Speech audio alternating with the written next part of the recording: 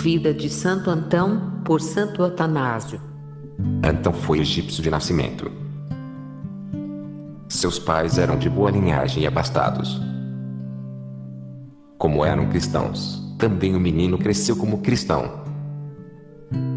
Quando o menino viveu com seus pais, só conhecendo sua família e sua casa, quando cresceu e se fez moço e avançou em idade, não quis ir à escola. Talvez não deva ser isto tomado muito ao pé da letra. É mais provável que Santo Atanásio desde o começo da vida esteja interessado em assinalar a contraposição entre sabedoria divina e rusticidade humana.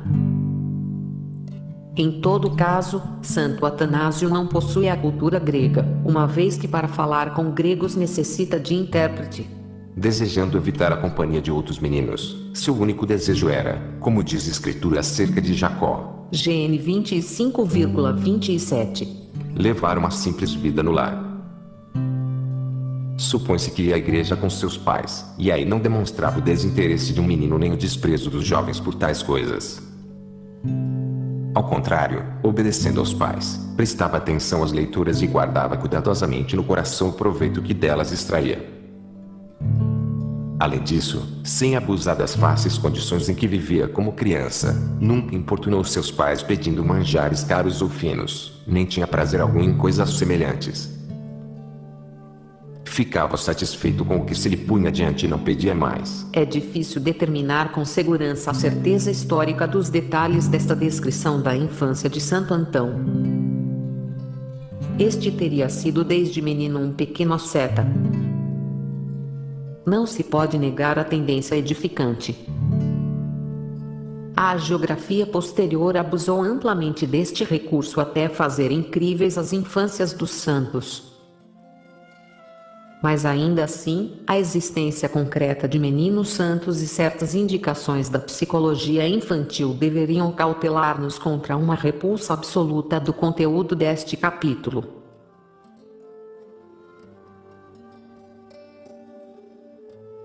Parágrafo 3º. A vocação de Antão e seus primeiros passos na vida ascética. Depois da morte de seus pais ficou só com sua única irmã, muito mais jovem.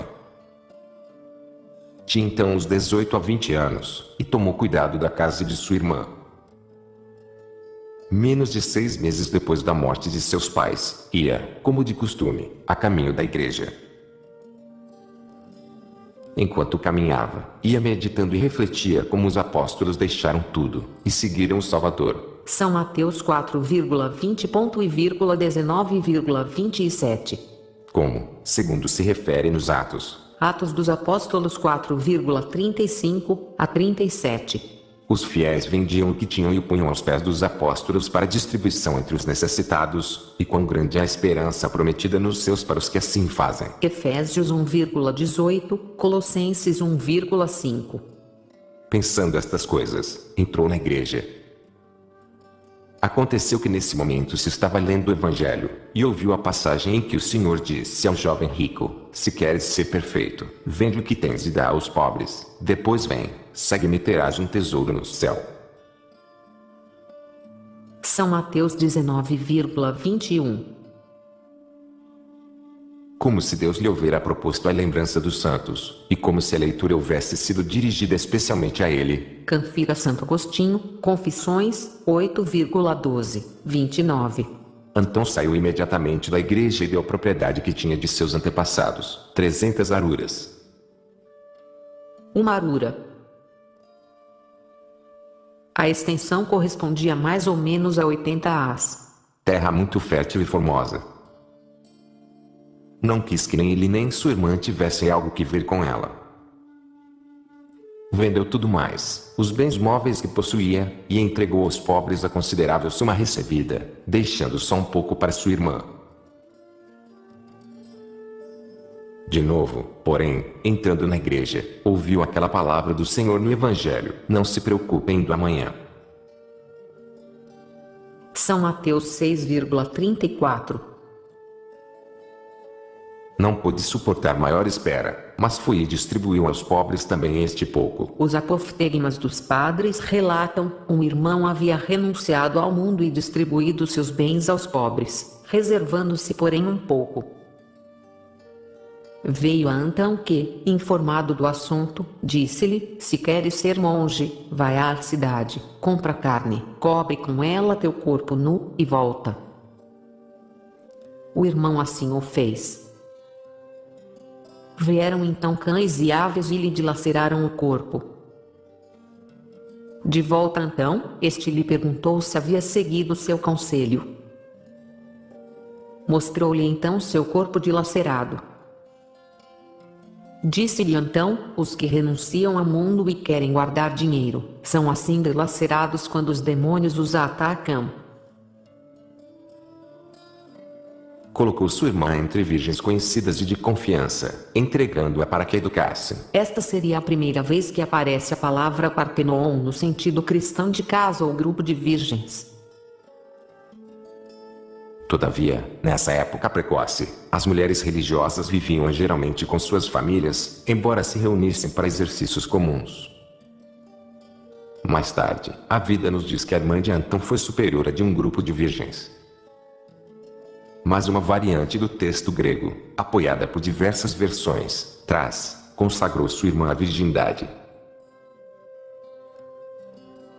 Então ele dedicou todo o seu tempo à vida ascética, atento a si mesmo e vivendo de renúncia a si mesmo, perto de sua própria casa.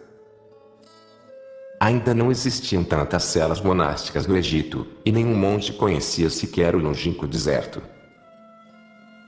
Tudo o que desejava enfrentar-se consigo mesmo, servindo a Cristo, praticava sozinho a vida ascética, não longe de sua aldeia.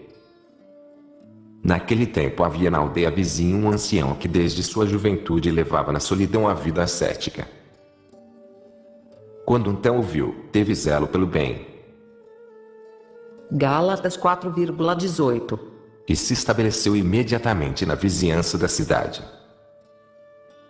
Desde então, quando ouvia que em alguma parte havia uma alma esforçada, ia, como sabe a abelha, buscá-la e não voltava sem havê-la visto. Só depois de haver recebido, por assim dizer, provisões para sua jornada de virtude, regressava.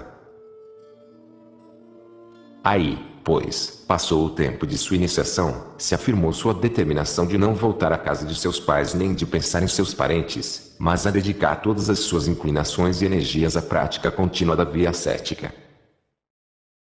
Fazia trabalho manual, pois tinha ouvido que o que não quer trabalhar não tem direito de comer. 2 Tessalonicenses 3,10. Do que recebia guardava algo para sua manutenção e o resto dava aos pobres. Orava constantemente. A doutrina da oração incessante goza de tradição ininterrupta na literatura monástica. O tema como tal, que provém do ensino do Novo Testamento, foi desenvolvido especialmente pela escola alexandrina, como Clemente e Orígenes. Conseguiu-se estabelecer que muitas ideias destes dois doutores, ainda que não todas, acham-se na vida. A oração incessante não é, entretanto, um ponto isolado, mas acha-se estreitamente unido à prática da virtude e à pureza do coração. Segundo a vida ascética tende à recuperação, para a alma, do estado em que foi criada por Deus antes do pecado. A isto se chega pela prática constante e decidida da renúncia, da abnegação, da mortificação. Mas em todo esse processo para a pureza do coração, a oração constitui o elemento central que é simultaneamente o meio e fim da vida ascética. A oração é, por sua vez, sustentada pela leitura, ou memorização, e meditação da Escritura. A meta final é aquela perfeita paz do espírito que nada, externa nem internamente, pode perturbar, porque todo ser do monge está penetrado das coisas de Deus. A oração incessante é a contemplação amorosa do que Deus fez e lutou no monge e pelo monge. Tendo aprendido que devemos orar em privado. São Mateus 6,6. Sem cessar. São Lucas 18,1, 21,36. 1 Tessalonicenses 5,17. Além disso, estava tão atento à leitura da Sagrada Escritura, que nada se lhe escapava, retinha tudo. Reminiscência de São Lucas 8,15. De mais de um monge se dizia que sabia de cor a escritura, como por ex, Apaor, Atamon, ou os monges pacomianos, segundo Paládio em sua História Lausíaca. E assim sua memória lhe servia de livros. Assim vivia então e era amado por todos. Por seu lado, submetia-se com toda a sinceridade aos homens piedosos que visitava, e se esforçava por aprender aquilo em que cada um avantajava em zelo e prática cética. Observava a bondade de um, a seriedade de outro na oração, estudava a aprazível quietude de um e a afabilidade de outro, fixava sua atenção nas vigílias observadas por um e nos estudos de outro, admirava um por sua paciência, a outro por jejuar e dormir no chão, considerava atentamente a humildade de um e a paciente abstinência de outro, e em uns e outros notava especialmente a devoção a Cristo e o amor que mutuamente se tinham. Conforme o ensinamento do Novo Testamento, aparece aqui a suma essência de toda a vida santa, o amor a Deus e ao próximo, com a nota tipicamente atanasiana de um marcado cristocentrismo. Tal como no Novo Testamento, conhecem-se diversas listas de virtudes, e a mesma vida apresenta outra. Havendo-se assim saciado, voltava a seu lugar de vida ascética. Então se apropriava do que havia obtido de cada um e dedicava todas as suas energias a realizarem-se as virtudes de todos. Sempre foi traço característico dos monges antigos o desejo de aprender de outros, imitando suas virtudes mais salientes. No entanto, é interessante notar que na vida não se trata de um afã exibicionista por estabelecer uma espécie de competição ao respeito. Sempre destaca o perfeito equilíbrio espiritual de Santo Antão e o profundo respeito pelos carismas alheios. Não tinha disputas com ninguém de sua idade, nem tampouco queria ser inferior a eles no melhor, e ainda isto fazia de tal modo que ninguém se sentia ofendido, mas todos se alegravam com ele. E assim todos os aldeões e os monges com os quais estava unido viram que classe de homem era ele e o chamavam amigo de Deus. Amigos de Deus é o título que a Escritura atribui ao patriarca Abraão e aos profetas ou geral, confere Tiago 2,23, Sabedoria 7,27, 2 Cr 20,7, Isaías 41,8, Judite 8,22, de Moisés, Êxodo 33,11, Livro de Números 12,8. Apoiada na linguagem bíblica, a tradição cristã desde os primeiros séculos chamou amigos de Deus os justos que gozavam da graça ou do favor particular de Deus. Confere São João 15,15. Amando-o como filho ou irmão.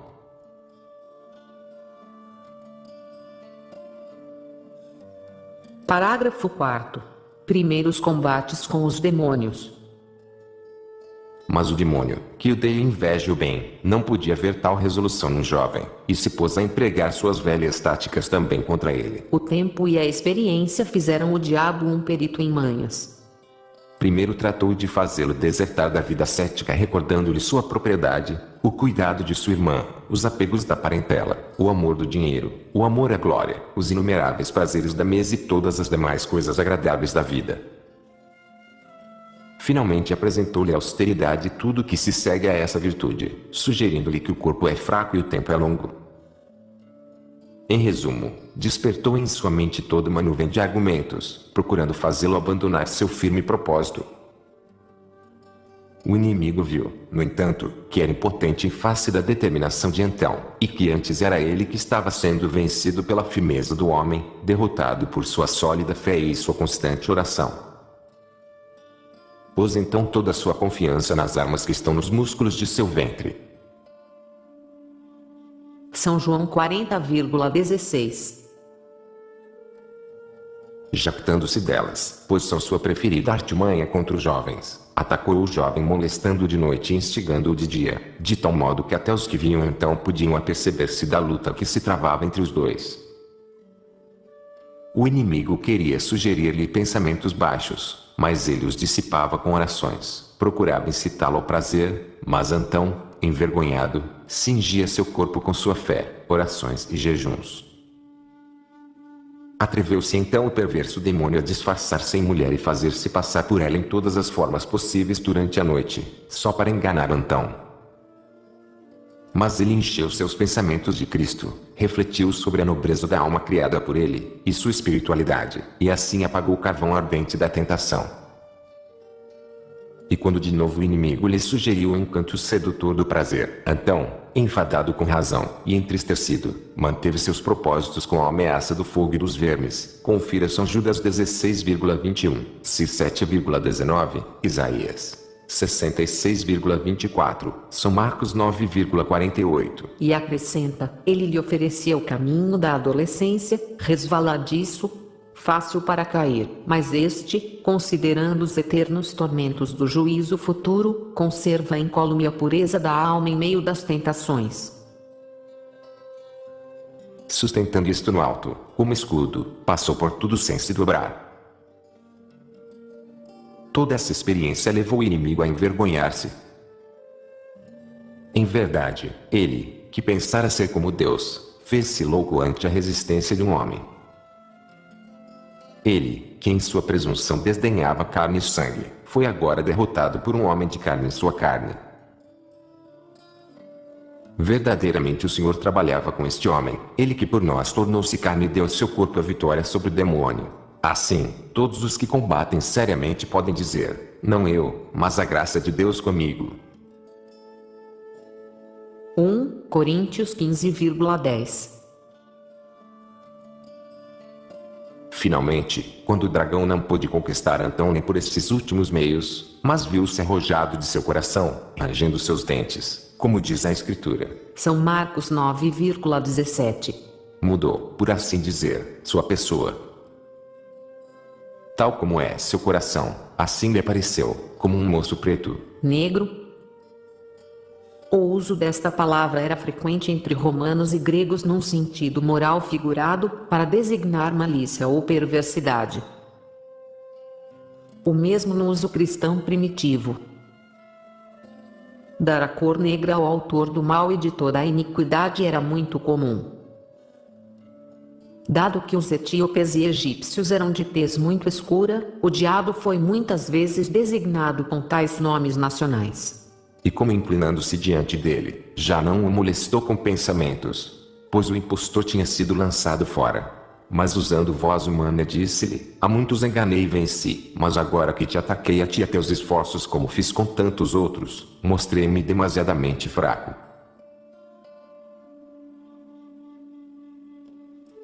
Quem és tu que me falas assim? Perguntou-lhe então. Apressou-se outro a replicar com a voz lastimosa, sou o amante da fornicação. Minha missão é espreitar a juventude e seduzi-la, chamar-me o espírito de fornicação. A quantos eu enganei, decididos que estavam a cuidar de seus sentidos. A quantas pessoas castas seduzi com minhas lisonjas. Eu sou aquele por cuja causa o profeta censura os decaídos, foram enganados pelos espíritos da fornicação. Oséias 4,12. Sim, fui eu que os levei à queda. Fui eu que tanto te molestei e tão a miúdo fui vencido por ti. Então deu, pois, graças ao Senhor e armando-se de coragem contra ele, disse, és então inteiramente desprezível, és negro em tua alma e tão débil como um menino. Doravante já não me causas nenhuma preocupação, porque o Senhor está comigo e me auxilia, verei a derrota de meus adversários. Salmo 117, 7. Ouvindo isto, o negro desapareceu imediatamente, inclinando-se a tais palavras e temendo acercar-se do homem.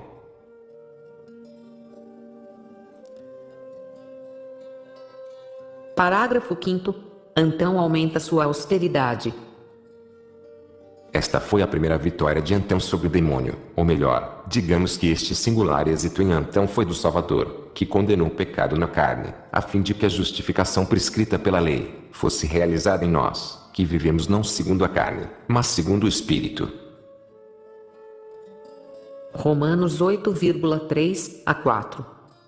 Mas Antão não se descuidou nem se acreditou garantido por si mesmo pelo simples fato de se ter o demônio lançado a seus pés. Tampouco o inimigo, ainda que vencido no combate, deixou de estar-lhe à espreita. Andava dando voltas em redor, como um leão. 1 Pedro 5,8. Buscando uma ocasião contra ele.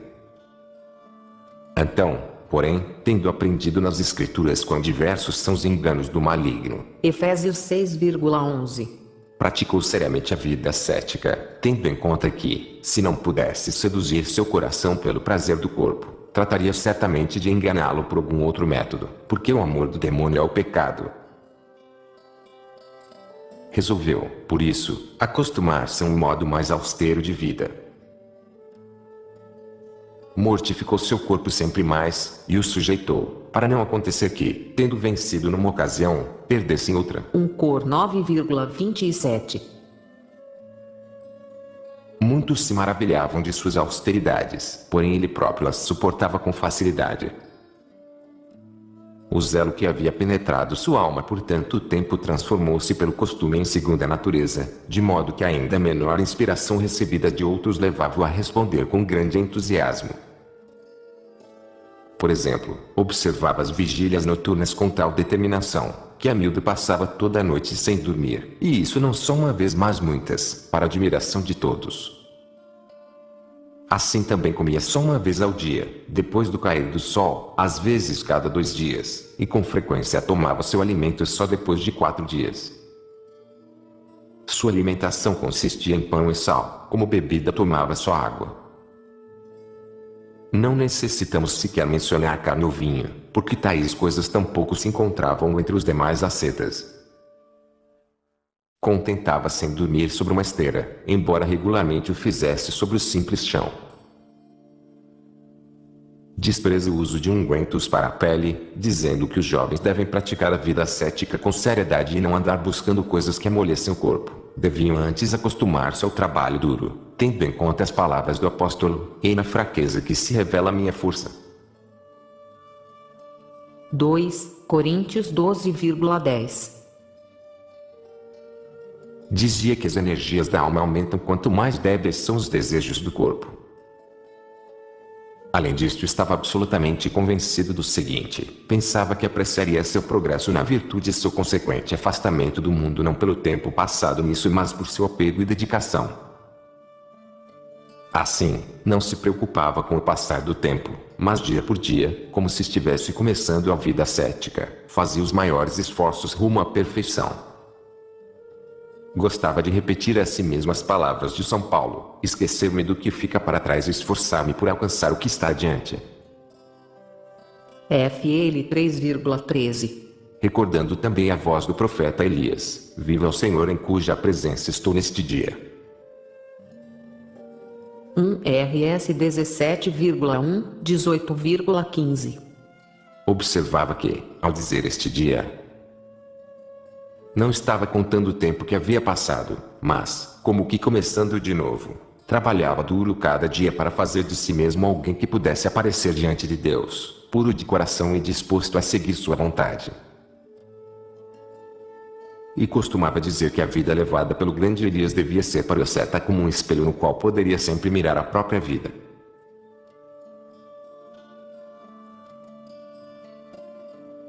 Parágrafo 6º.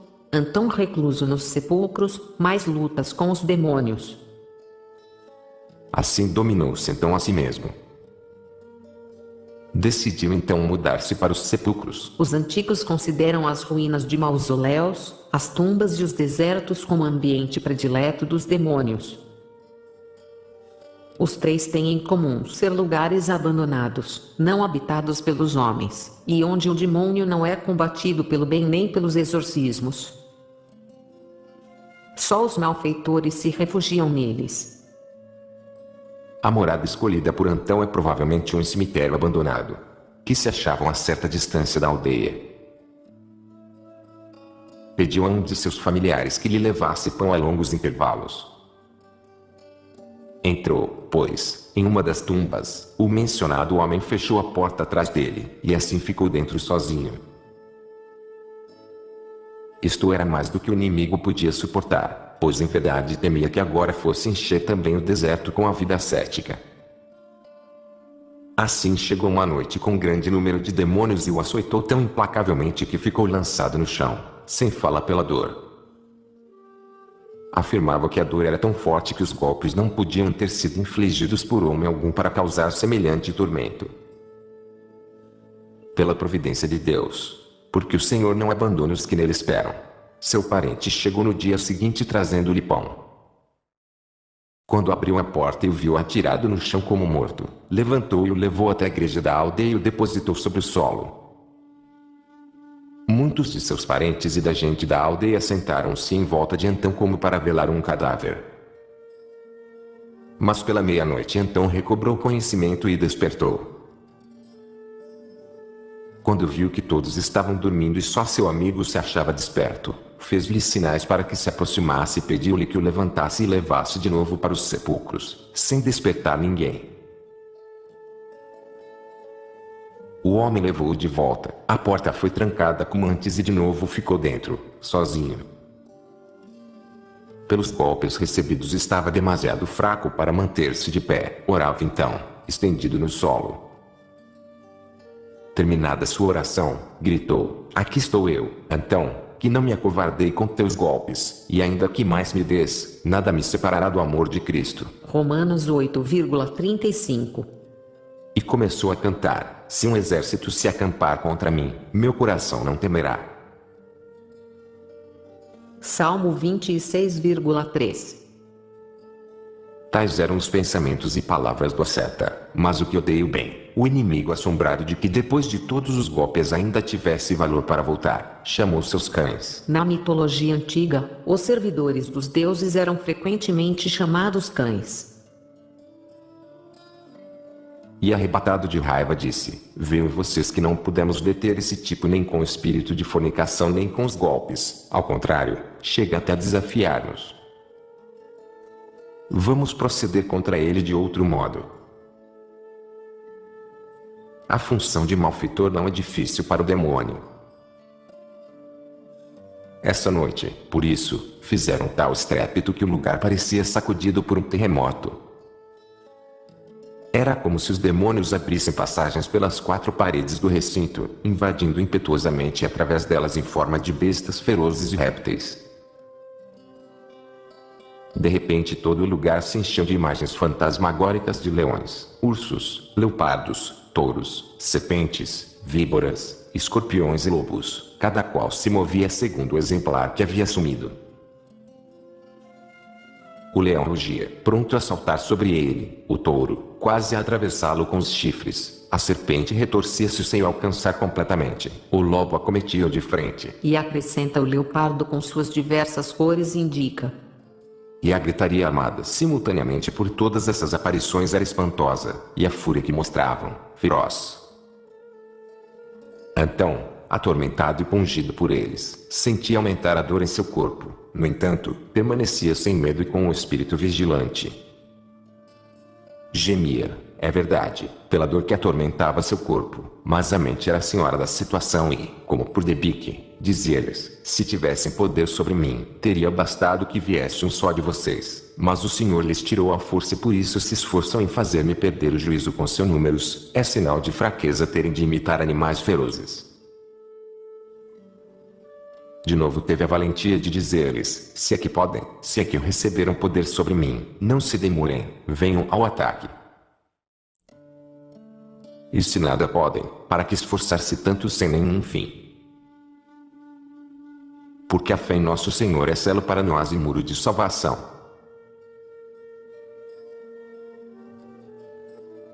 Assim, depois de haverem tentado muitas argúcias, rangeram os dentes contra ele, porque eram eles próprios que estavam ficando loucos e não ele.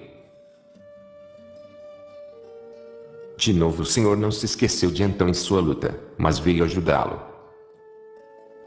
Pois quando olhou para cima, viu como se o teto se abrisse e um raio de luz baixasse até ele. Foram-se os demônios de repente, cessou-lhe a dor do corpo, e o edifício estava restaurado como antes. Notando que a ajuda chegara, Antão respirou livremente e sentiu-se aliviado de suas dores. E perguntou à visão: onde estavas tu?